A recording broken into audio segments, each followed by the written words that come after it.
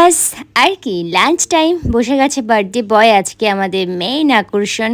আর আমার দাদা সুন্দর করে ডালি সাজিয়ে চলে এসছে, আই মিন বরণ ডালা। হ্যালো সবাইকে, কেমন আছো তোমরা? সময় আশা করি খুব ভালো আছো। আগের মিনি ব্লগে আমি তোমাদের সাথে শেয়ার করেছিলাম তোমাদের সঞ্জুদার বার্থডে, রাত্রিবেলা সেলিব্রেশন ছোট, আজ কিন্তু বার্থডে। এই দুপুরবেলা আমাদের কিছু রিচুয়ালস এবং খাওয়া দাওয়া হয়েছিল, যদিও সবটাই খুব ছোট করে, কারণ আমাদের সন্ধ্যাবেলা একটা অন্য প্ল্যান ছিল। সেই প্ল্যানটা তো অবশ্যই আমি তোমাদের সাথে পরে মিনি ব্লগে শেয়ার করব। তো এখন আমি একটু বরণ করে নিলাম আর সঙ্গে একটু আগুনের তাপ দিয়ে দিলাম। এর থেকে বেশিরভাগ তো কিছু করতে পারবো না, কারণ আমি ছোট, আশীর্বাদ আর কি করব।